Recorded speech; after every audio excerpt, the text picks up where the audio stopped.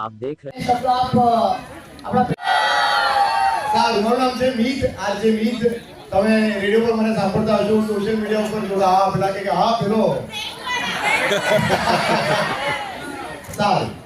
Prank વાળાની સાથે હવે નેક્સ્ટ એક વસ્તુ કરવા જઈ રહ્યો છે. વાત કરું હવે 16મી નવેમ્બરે હું સ્ટેન્ડ અપ કોમેડીનો એક શો કરવા જઈ રહ્યો છું. તો તમને બધા લોકોને ઇન્વાઇટ કરું છું. અને એ ઓડિટોરિયમ કયું છે, શું છે, બધી ડિટેલ્સ તમને બુકમાં શો પરથી મળી જશે. એ વાત પછી કહીએ. પણ આ જે વાત ચાલતી હતી લગ્નની, તો મને વિચાર એવો આવ્યો કે મુકેશભાઈના જે હમણાં લગ્ન જે થયા અને આપણા ત્યાં લગ્ન હોય, તો એ બંનેમાં આમ તો બધું સરખું જ હોય ને. પૈસા સિવાય બધું સરખું તો એક વસ્તુ સરખી હોય. એમના ત્યાં ને આપણા ત્યાં બધી જગ્યાએ છેલ્લે તો એક મહેમાન એવું બોલે જ કે કાગડો. Most welcome. જોરદાર તાળી દઈએ વૈશાલીબેન માટે. વિવેકભાઈ નજીક. Okay, thank you. Thank you ma'am. Doctor Hemalben Shah. Hemalben please રૂઝાનનું સ્વાગત કરો. રૂઝાનબેન એમનો કિંમતી સમય લઈને આવ્યા છે, એના માટે અમે એમનો ખૂબ ખૂબ આભાર માનીએ છીએ.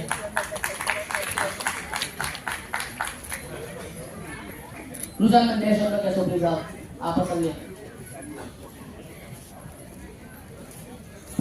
કેમ છો બધા? સૌથી પહેલા તો તમે ઇન્ટ્રોડક્શન આપી થેન્ક યુ. પણ રચના મારા પપ્પાનું છે. હું તો મારો આઈટીનો બિઝનેસ છે અને આ બહેનોની સેવા કરું છું. Thank you very much. તમે મને અહીંયા ઇન્વાઇટ કરી. હિમલબેને 3-4 દિવસથી કોશિશ કરી કે બેન આવો આવો, અને હવે મારા નસીબમાં હું અનમેરિડ છું હજી. પણ મારા નસીબમાં હજી લગ્ન કર્યા લોચા પડ્યા જોવાનો મોકો મળ્યો. હવે ઘરે જઈને શું ઇમ્પ્રેશન છે, હવે નાટક પછી ખબર પડશે કે આપણે કરવા કે નહીં કરવા. હવે having said that, સૌથી પહેલા વિવેકભાઈ, હેમલબેન અને હાર્દિકભાઈ એમને કોંગ્રેચ્યુલેશન કે આટલો સરસ બધું આયોજન કર્યું છે. મારે 2 મિનિટ એક નાની વાત કરવી છે. આમ નેતા જેવી આદત નથી કે માઇક આપી તો છોડીશ નહીં, પણ વાત એટલે કરવી છે કારણ કે જ્યારે આપણે આ બધા નાટકો કેમ આજે તમે બધા પૈસા ખર્ચીને આવ્યા છો હસવા માટે, ખુશી માટે, right? We are all happy, enjoy. Yes or no? હવે તમે એક નાની ચીજ કહીને આપવા માંગુ છું જે તમે જિંદગીભર હેપી રહી શકશો. એક આવું જ એક ફંક્શન હતું જેમાં હસબન્ડ વાઈફ બધા બેઠા હતા.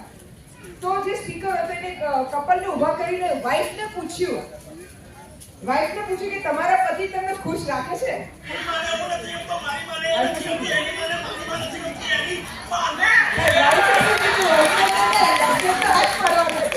વાઈફે શું કીધું?